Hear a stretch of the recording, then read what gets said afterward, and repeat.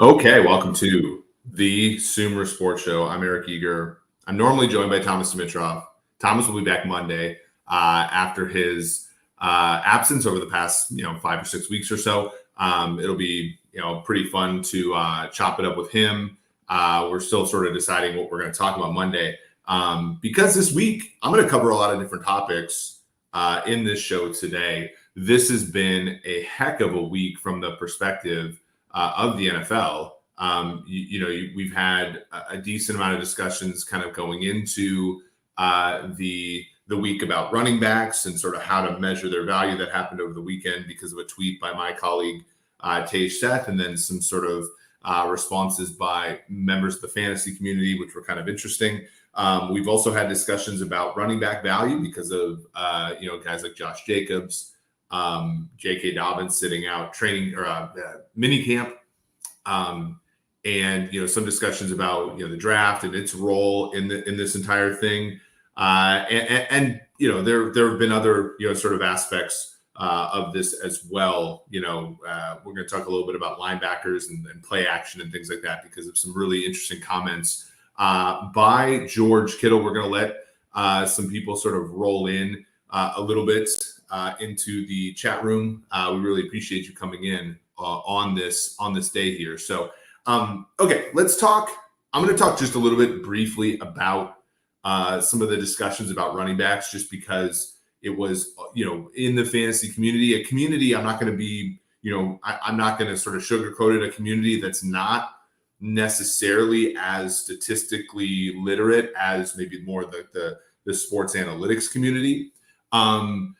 Tej Seth, when Dalvin Cook got cut, tweeted out a graph of expected points added along with rushing yards over expected, and there was some discussion about how good that the rushing yards over expected was because it didn't sort of stack players as well as some of the maybe conventional wisdom would have.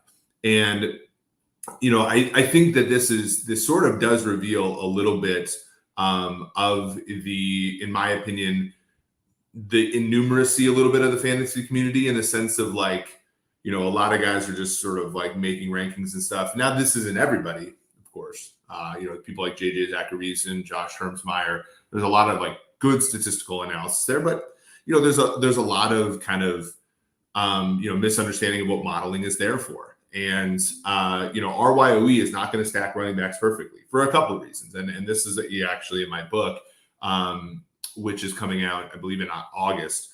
We talk about this in every single residual analysis. And when I say residual, I mean you take the outcome of the play, which in case of rushing yards over expected, it's rushing yards, and you subtract from that the expectation. In theory, the rushing yards have embedded into it the skill of the player and the situation that the player is given when they run the football.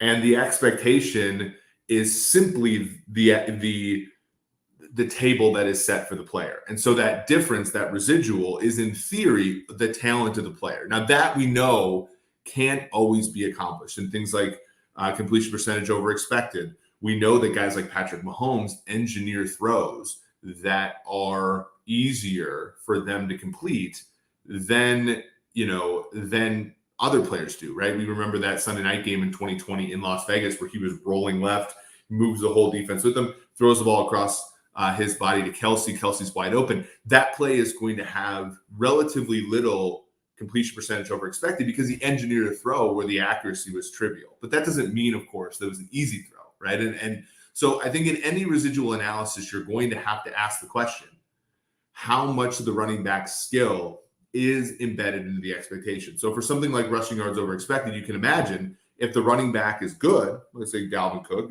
historically has been thought of as good.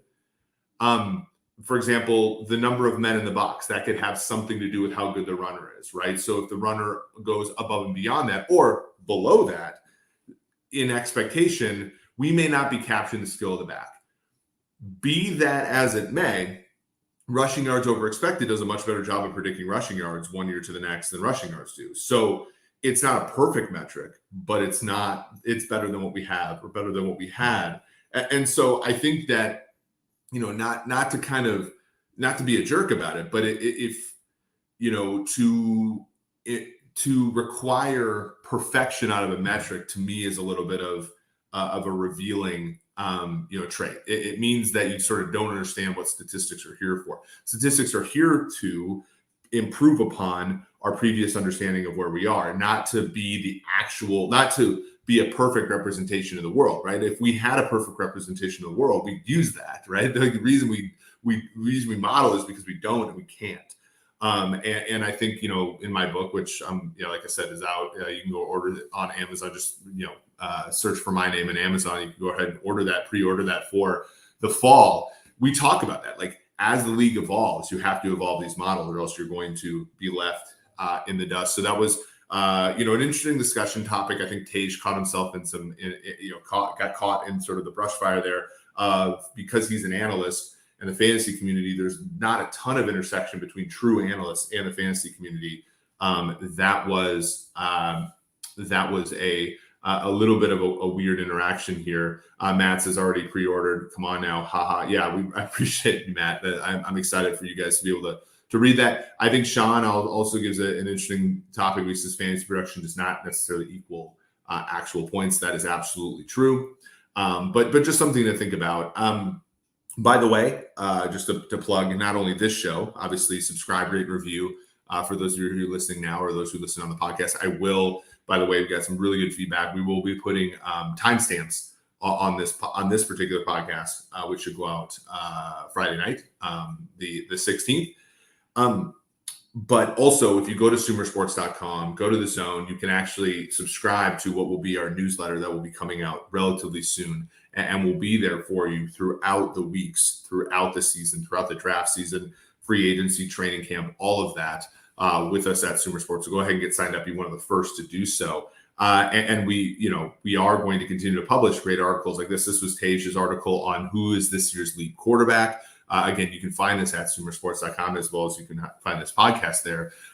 Tej, talked about sort of, what are the markers for quarterbacks you can expect to take a jump from one year to the next? Because there always seems to be one quarterback that does that, right? Last year was Jalen Hurts. The year before, a couple of years ago, you had Mahomes. And then obviously, it just kind of every single year you have one guy that kind of leaps into the MVP conversation. Tua last year as well. So sometimes there are multiple of them.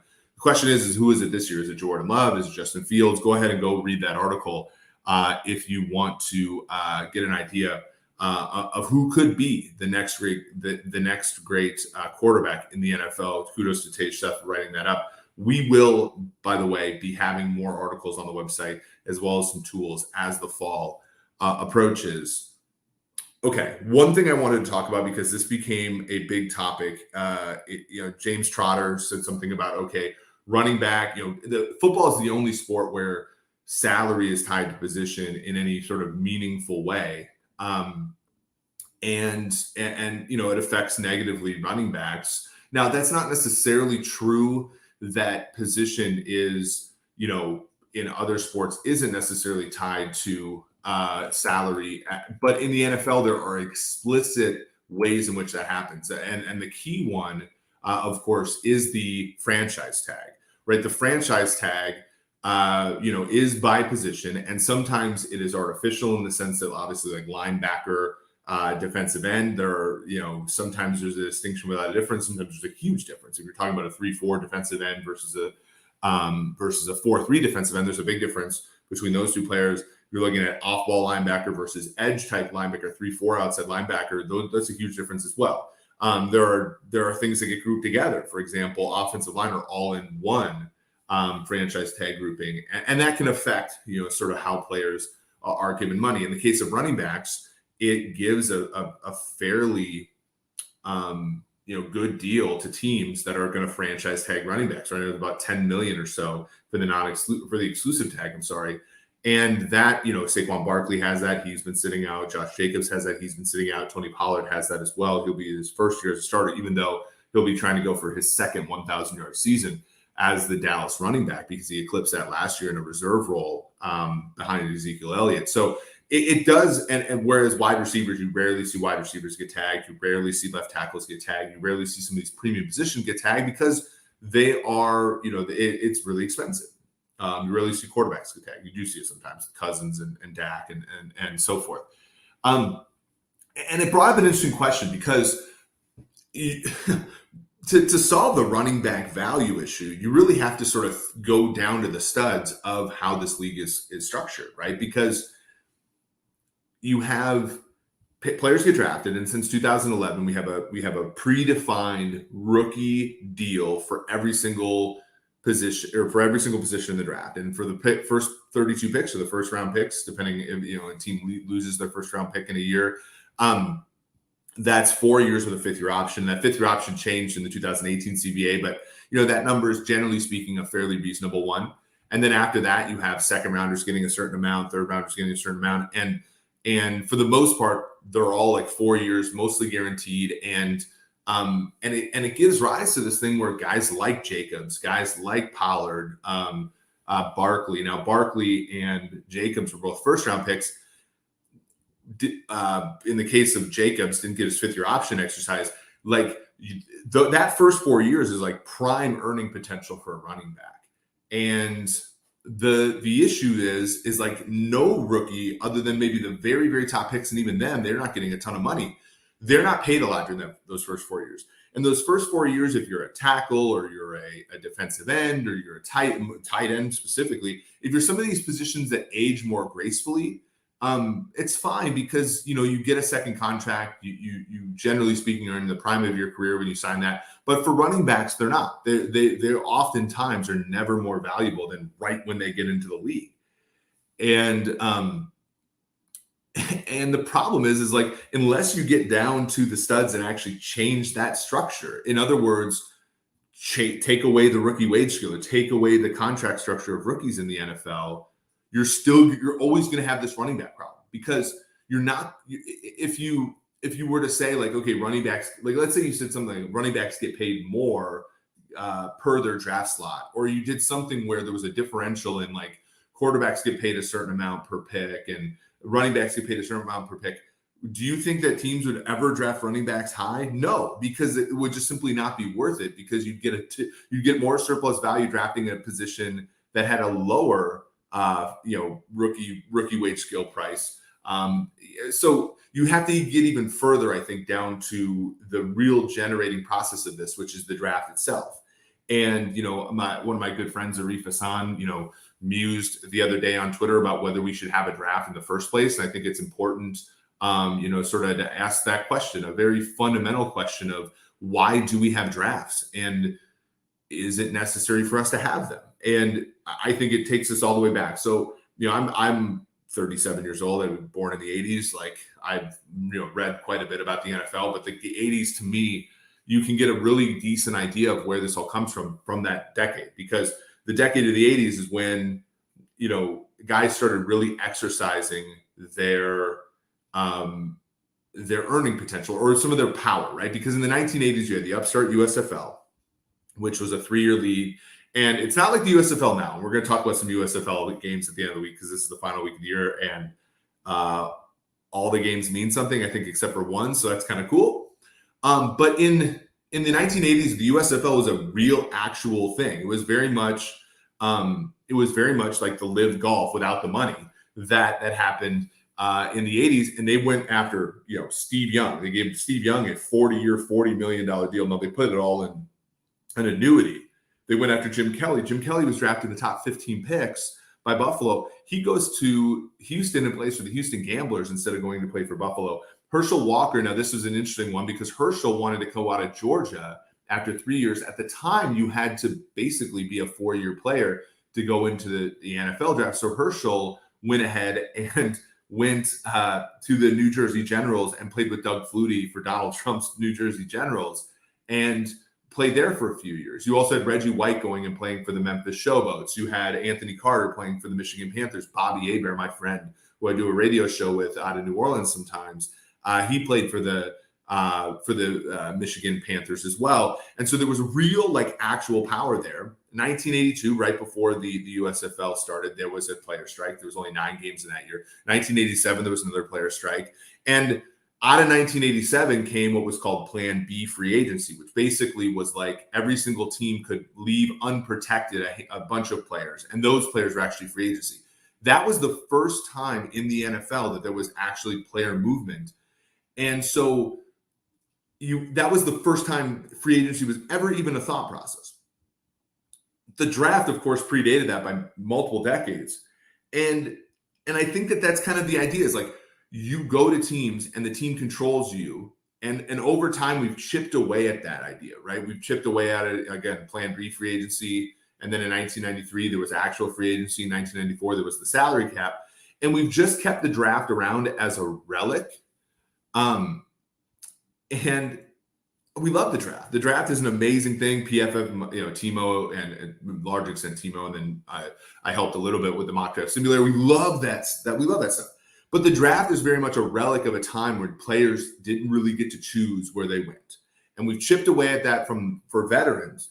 But I think if we really want to tackle the problem of, what running backs are paid or what other players are paid, we really have to get down to the draft, right? We really have to get to this point where, what if it was an auction? What if they were all just free agents and you had a pool of money to sign those players that was commensurate with maybe your position? Maybe you got more money if you were a weaker team. Maybe you don't get the first pick, but you get the dollars allocated like a first team with the first pick did, or something like that. You would need to have something that would mimic being able to dole out cash to these teams, which you had to but in some ways you got to give the players the opportunity to choose their teams.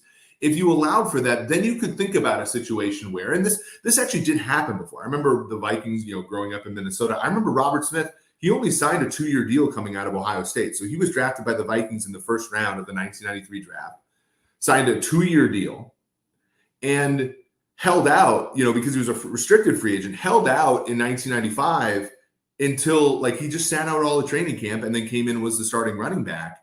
And that's great. He ended up getting his, and then he got his again. And then, finally he had one of the, when he retired, surprisingly, he was one of the more highly paid players, not among his position, but in the whole league. And again, running back value was a little higher back then. But I think if you give players the opportunity to sort of sign those deals, then maybe quarterbacks, maybe you can go in and sign quarterbacks to longer term deals, and then sign running backs to shorter term deals, sign tight ends to longer term deals, and sign, let's say, safeties to shorter term deals, linebackers, positions that are less valuable to the market right now. I think that would help, right? And it would help with development too. I always talk about this, but the Packers had to give Jordan Love kind of a weird little deal as opposed to exercising his 5th-year option, because it was totally different than what it was when Aaron Rodgers was coming out of Cal. When Aaron Rodgers was coming out of Cal, they gave him a 5-year, $7 million deal. That 5th year was a team. That he wasn't an option year. So when he got done with 3 years, the Packers still had 2 years at a $1.4 million per. And so when Rodgers blew up, in the year 2008, they gave him a modest starting contract, and that worked for everybody. That was a good deal, and eventually Rodgers outplayed that and got more money. But he was able to be developed. Now it's like with a guy like Jordan Love, it was almost like you got to shit or get off the pot. And maybe some players need a longer developmental curve. A guy like Zach Wilson, I think, would probably benefit from a deal like that, versus some other players. Who, like running backs, like if Josh Jacobs could have gone back to the table after 2 years with Vegas, he probably would be better off than, of course, now where people are like, great, he led the league in rushing. But when you look at age curves among running backs, is it a great gamble to go in on him? The answer is probably no. But same thing with tight ends. Like you look at like David Njoku actually stayed with the team that drafted him, but for the most part, all these other tight ends, Evan Ingram, TJ Hawkinson, I'm trying to think of like OJ Howard, like all these tight ends who were drafted high, they end up playing for another team before they ever break out.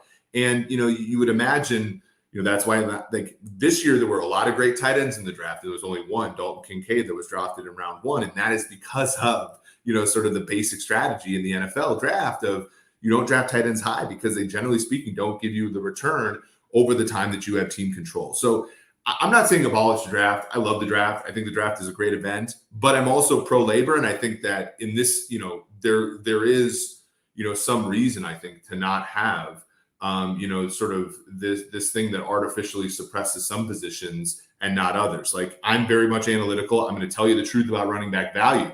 But I'd love for running backs to get theirs. And for them to get theirs, I think what you need is for them coming out to have shorter term deals. And I just don't know if you're going to have that in a draft setting where if you made the contracts differential on positions, teams are just going to pick differently, right? And you're going to get the same outcome for running backs, I think. But if you abolish the draft altogether, maybe you would have a more free market sort of idea there. So that's just something to think about. Let's go with some comments. We got some really cool, we have John here from a 30,000 foot view. Can you see the league changing some rules to rebirth running back production? There has to be a tipping point for the disparity, it feels. Yeah, I mean, look, I think we already saw that a little bit this past year. Yards per carry was up. It was a good running back season. It was a bad quarterback season, relatively speaking. A lot of that was because of the too high that everybody ran against Kansas City and found out that worked against other teams. Of course, it stopped working against the Chiefs because the Chiefs traded the reason everybody was doing too high in the first place and went in a different direction because Andy Reid is such a genius. So you saw more running. I don't think it changes any of the biological facts of age curves and things like that, though, that really do affect, the position. Matt Ungashek, frequent listener to shows, thinks Seth Kaiser. Seth's great, by the way, a lawyer out of Minnesota, also a Chiefs fan. Had a smart comment. He mentioned the value. Pretty good, very good elite running backs brings a very good running back. The room is insignificant. There's a lot of pretty good running backs available. Yeah, exactly. I mean, that's the Dalvin Cook, Alexander Madison thing. I don't think anybody in the world thinks Dalvin Cook is worse than Alexander Madison. I think what they think is that if you can get $9 million by getting Dalvin Cook off your books and only have to pay 2 years, $7 million to Alexander Madison, the differential on the field between Madison and Cook is not as big as the differential in the pocketbook. And so, a guy like Kwesi, good friend, he's going to make that decision. And that's just dollars and cents. Again, don't don't hate the player, hate the game, right? Like if you're not a fan of what's happening to running backs, let's think about changing the league rules so that running backs can get their due. I'm perfectly in favor of that. Dean, great show, love that. Thank you, Dean. Mojal, middle ground could be to shorten drafts to 3 rounds and rest for free agents. Absolutely, and that's the one thing. Like the problem is. Yeah, we saw that with Alan Hearns, right? Alan Hearns was drafted, or not drafted, I'm sorry. La'el Collins was not drafted. And, they were pretty good coming out of the gate. Alan Hearns got a deal from the Jaguars after 2 years. I would love to see that for every single player. I think that, of course, as somebody who's a Kansas City fan myself, like, obviously I love the fact that Mahomes becomes a MVP candidate in year 2, and he can't go immediately back to the table and ask for a $50 million deal. Like, that's great for the team. It's bad for Mahomes.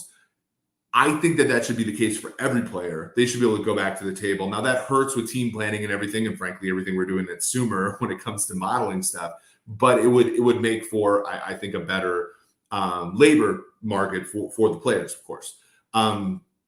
So that everybody gets paid their full market value. Exactly. That's what we're really trying. I mean, with the salary cap in place, that is going to be hard, but you are going to get more of your fair market value if you were to have something abolish the draft altogether, or to your point, have the draft be shorter. That makes a lot of sense. There was one comment on Twitter today that said, look, like if you got away with the draft, no one would go to places like Green Bay or I'm trying to think of Cincinnati, Indianapolis, places like that. I reject that wholeheartedly. For one,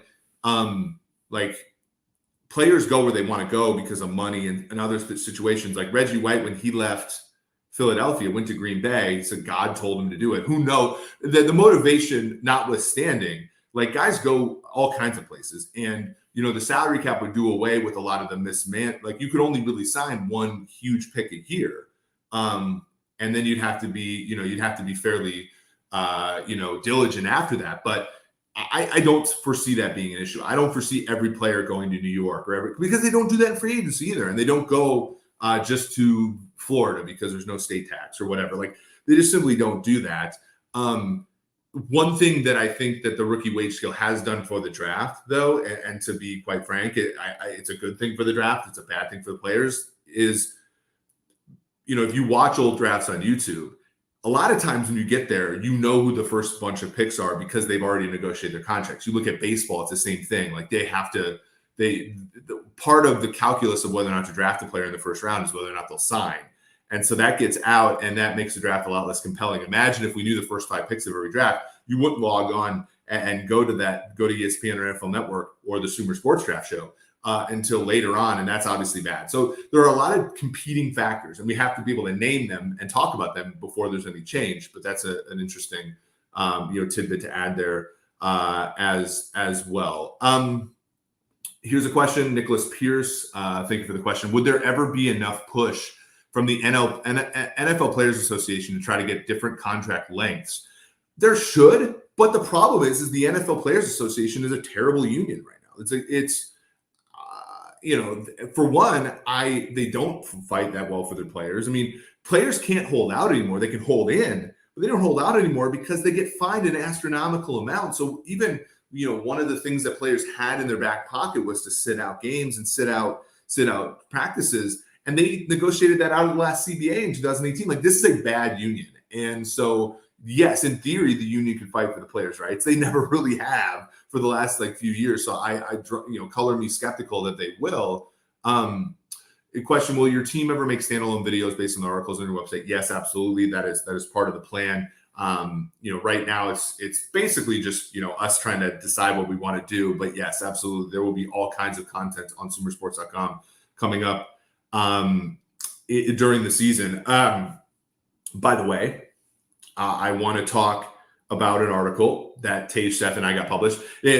For people who don't know my background, by the way, I was a college math professor. I published 25 or 30 math papers or scholarship and teaching and learning papers. I left academia in 2018. I kind of published a little bit of the work that was leading in, and I've done a lot of work in sports analytics, but because of industry demands, we don't publish them in academic journals. Well, Tej Seth and I actually published or got this article accepted this week, investigating trade-offs made by American football linebackers using tracking data. This was using some PFF data because I was at PFF when I started this research, and tracking data, which for everybody that's looking is basically the XY coordinates of every single player on the field during the course of a play. And basically what we're looking at, which is going to tie into the last thing I want to talk about today, is basically on play action plays, how much do linebackers move over what's expected? Again, talking about residual metrics as we were before. So like, for example, on first down, you expect players to flow against play action more than they would on third and long. Looking at all those, and looking at how linebackers bite. So you had biters like Zach Cunningham was a biter. You had Mizzou 2003. Don't forget an elite college tight end. I wouldn't say elite. I would say a very serviceable Division II tight end was me in the past. But thank you for the kind words. So you had this thing, and this is what we published in the Sloan Sports Analytics Conference in 2022, which is this idea that there are linebackers who retreat on play action, and there are linebackers who bite on play action, and that's a characteristic. And what was really fun to watch was, teams like Chicago with Matt Eberflus, you could see how Bobby Okereke and Darius Leonard worked with play action, and that was what he ended up preferring in TJ Edwards and Tremaine Edmonds when he was going to get linebackers in free agency, and what he didn't prefer when he traded Roquan Smith to the Ravens. So there's these cool traits that you can derive from tracking data, which is awesome. But what we then wanted to do was look at actually how much did linebackers flow to the run. So basically, we looked at the distance between the runner and line, basically box players. Well, we included safeties in the box in the analysis, And what was really fun was players that bit on play action were also players who were strong flowers to the run, and players who didn't bite on play action were very much players who were a little bit hesitant to the run. So if you're watching the podcast, here's the graph that's in the paper. On the x-axis, you have how much ground you covered over expected in run plays. So if you were better that way, you were going to be worse at biting on play action. And if you were better at not biting on play action, you were worse at ground cover. Now, there's some players that broke the mold. Players like Fred Warner, players like Bobby Wagner. The best player at breaking the mold, the guy who flowed really well against the run, but also didn't bite on play action, Dante Hightower. I don't know if that's Bill Belichick just coaching him really well or him just having those instincts, but that was one where it was really cool to see that there was literally a trade-off. So when you think about this world, this football economy, there's a trade-off between having a Zach Cunningham who flows really well against the run, but bites on play action versus, a guy like at the end of his career, a really good player at not biting on play action was Devin White. But Devin White was also, flowed kind of slow against the run. So there was this really cool interaction there. If you want a preprint, just DM me on Twitter. I've sent a few out this week. A lot of NFL teams have asked for it. That's a really really cool piece of work by Tej. I'm really proud of Tej. That's Tej's first publication as well, which is awesome. One of the best and brightest people in sports analytics, let alone football analytics. So that was a good one. Before I talk a little bit more about play action, I want to talk about Manscaped. This weekend is Father's Day. You are going to want to get your father or your husband or your friend or yourself. Again, my dad listens to the show. He did not let that one go in vain. My dad used to buy gifts for himself for Father's Day and for Christmas. That's awesome. If that's your prerogative, frankly. But with the promo code SUMER at manscaped.com, you can get 20% off all of the tools for your family jewels at Manscaped. Go ahead and use the SumerSports promo code SUMER, SUMER, to get yourself a weed whacker. What I use, look, my hair is flowing a little bit nice. I'm letting it grow out a little bit for the summer, but I do not let my nose hairs, my ear hairs, I do not let them grow out. I try to take care of myself there. Manscaped allows me to do that. The Lawnmower 4.0, fourth generation shaver for below the belt. That's there for you as well.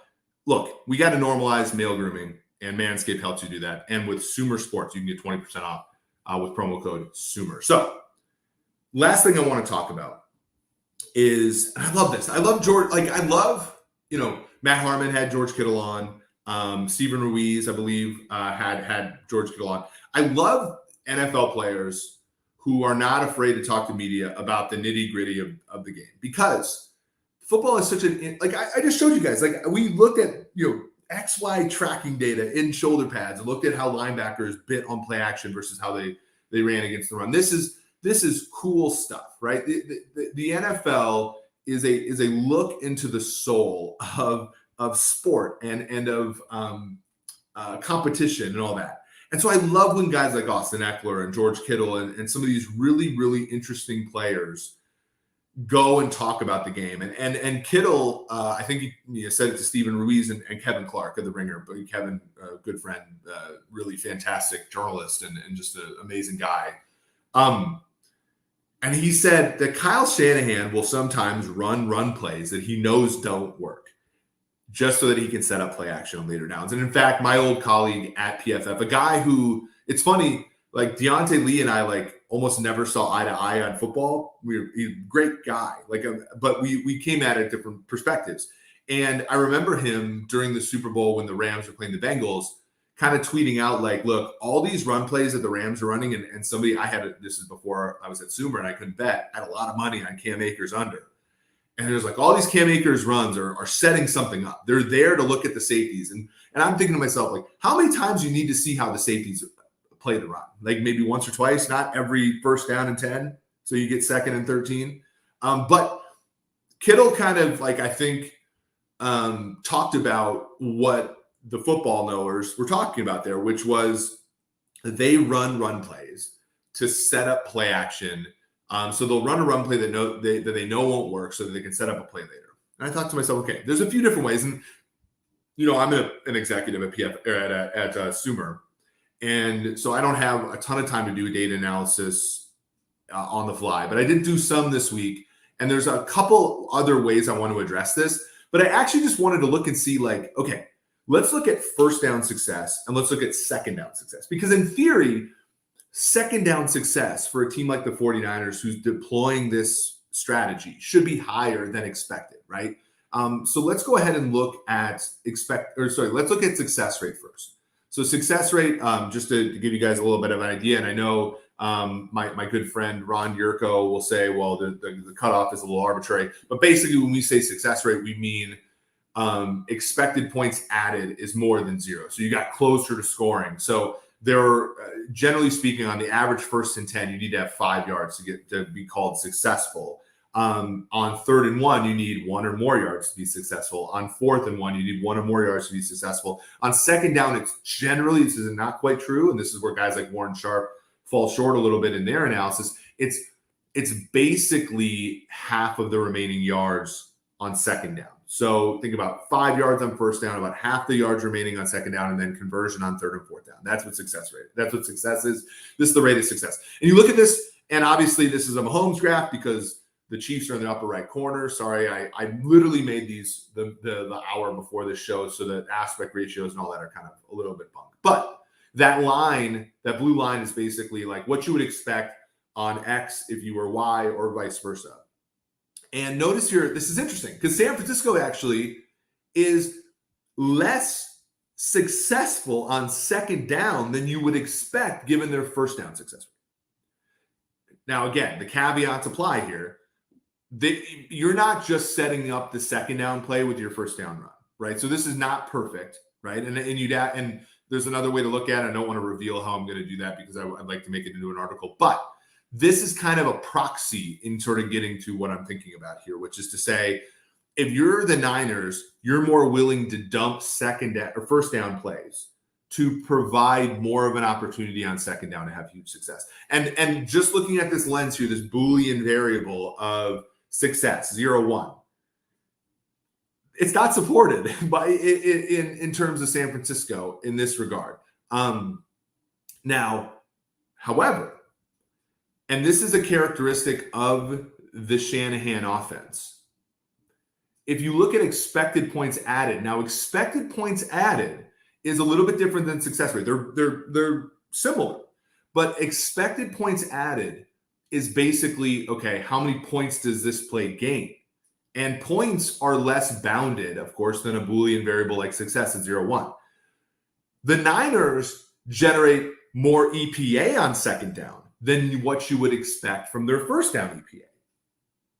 So the Niners are not necessarily more successful on their sort of subsequent plays relative to their first down plays, but they are more explosive. And that is, I think, where they're getting at. Where if you look at the Niners run game, and this was true when they made the Super Bowl against the Chiefs. I remember being on Radio Row talking about how they had a really, really explosive run game. You think about Raheem Mostert taking a 3rd and 8 against the Packers in the NFC title game for a touchdown from like 40 yards out. You think about, but play for play, they're not particularly successful. They get stopped. They get stopped for negative yardage a lot. They get stopped for unsuccessful plays a lot. But they do bust a lot of plays, whether that be long runs or boot action stuff to Kittle, all these explosive plays. So, and again, this is an incomplete, and when people watch this later, this is an incomplete view on, look into this hypothesis. But the Niners are more explosive on second down plays than you would expect for them to be given their first down rate. So they're not more successful. They are more explosive, however, which I think so we can partially corroborate what George Kittle says there, in that Kevin Clark and Stephen Ruiz interview, which again was a really cool look into some of the things that the NFL is trying to do here with some like just having I think really intelligent, like a lot of these guys are really intelligent, and I don't just mean that from the tight end, because tight end you have to know the blocking, you have to know the receiving, so it does give rise to smarter players. I think Kittle, that was an incredible interview. I thought that was a really cool thing for him to say, and I like that they're more open with us. Before I get to questions from the listeners. So just drop your questions in the chat before we go here. I'm going to talk a little bit because there is some football this week. There's been football all spring. We've been blessed since the last week of the NFL season. The following week, we got XFL. We got XFL for 10 weeks. There was a 2-week crossover between XFL and USFL. And now there's a 2-week crossover between CFL and USFL. So we've gotten football. I mean, we're hashtag blessed. We have not had a week without football since the Super Bowl. And, I don't bet anymore, but I do handicap the games just because, well, for one, I just want to see like sort of if I'm reading these things properly. But we do have some games coming up this weekend. We have the Pittsburgh Maulers going up against New Jersey General. Pittsburgh is getting 3.5. If you are going to bet that game, I would bet Pittsburgh plus the 3.5. The winner of that game gets into the USFL playoffs. You have the Birmingham Stallions -4 against the Memphis Showboats. Birmingham is already clinched. I think Memphis +4. Memphis has a home field advantage, actually, in the USFL. They're a hub city. Memphis is one of those hubs. The Memphis team does show out there. So I think Memphis +4 is a great bet.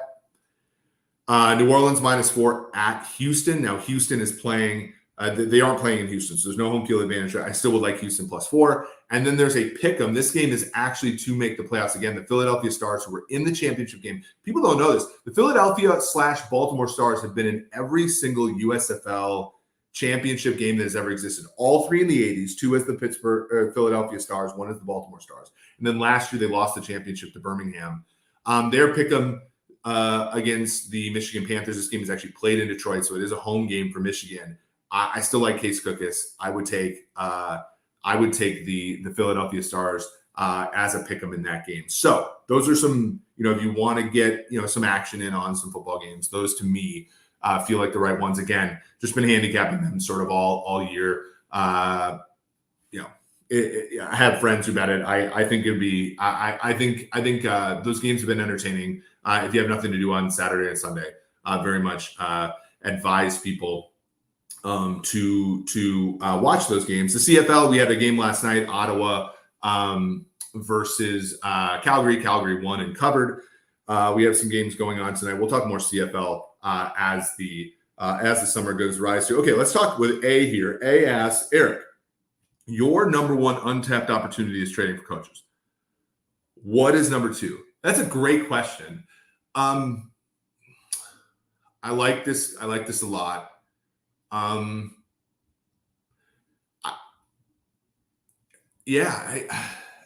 still think there's an edge to be had in 4th down decisions. I still think teams leave a lot of that on the table. I still think teams could do basic strategy in the draft a lot, which would be things like, look, I personally believe you would be in the top. You'd be 80th percentile team in the NFL drafting if all you did was pick the best player available or accept trade back offers from other teams. So those are just picking dollar bills up off the ground. That's an untapped opportunity there. I think the last one, and this is one where I was really happy to see my favorite team, the Kansas City Chiefs, factor into this. I think having a player on your team who is a deep threat, who is not, how do I say this in a politically correct way, isn't arrogant enough to want the football every single week, I think is an edge. So obviously for the Chiefs, you think about Valdez-Scantling was a guy who came in and in the AFC title game, because of injuries, because he had to switch roles a little bit, he caught 6 passes for 116 yards and a touchdown. Great game. Plays in the Super Bowl, gets 1 target, doesn't catch a pass.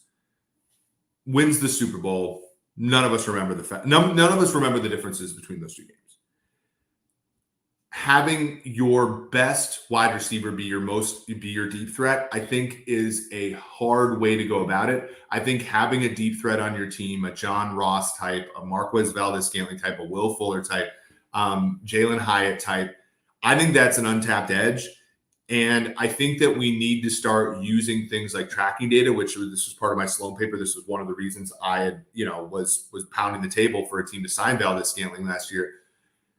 I think we need to have better ways of measuring how field stretchers affect the game of football.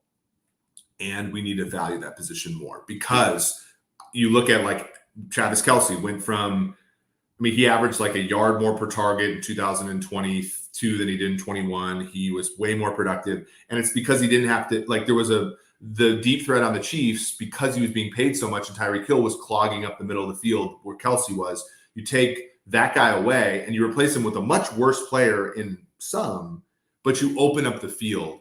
And I think that's, it's much like basketball where you need to have every role fulfilled at all times in the receiving corps. And I just don't know if we're as good as we need to be at measuring how good field stretchers are in the NFL. And so that's an untapped opportunity, I think, which will play into a lot of things like the running game and all that kind of stuff in a very a real way. We got David Nelson here. The NFL draft is so much fun. I missed the whole run up to it. I would too, man. And I think draft betting was such a big part of my investments, over the last 2-3 years before this year.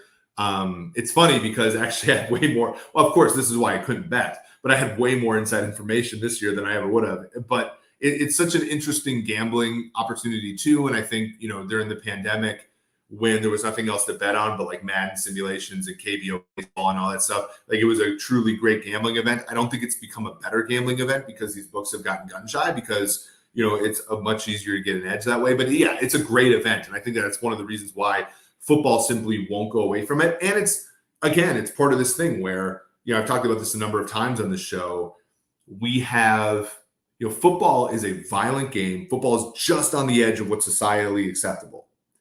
And so it's why Roger Goodell makes 50 to 60 to 70 million a year. Like he's got to be able to make football a game that's good for labor, but also good for entertainment so that we don't, and so it's really hard. And I think that's, I'm just throwing it out there. I don't think they'll ever get rid of the draft, but I think that the draft is the main reason why we have the draft and everything with it, the rookie contracts and everything are why we have what we have in terms of running back, tight end, linebacker, all those values being somewhat suppressed in the NFL, especially for the truly elite players. Colin, who's one of my favorites. Well done. I think describing the 49ers thing. Well, I appreciate that. I hope to give a more thorough analysis, but I was sort of whipping that up, trying to give you guys the best show possible. A says, great answer. Thanks, Eric. Misspelled my name. I won't put it up on the board, but we appreciate that. Yeah, it's a good question. There's a ton of things I think about the NFL on a daily basis. And to me, I think of, this is a really good book. I want to plug.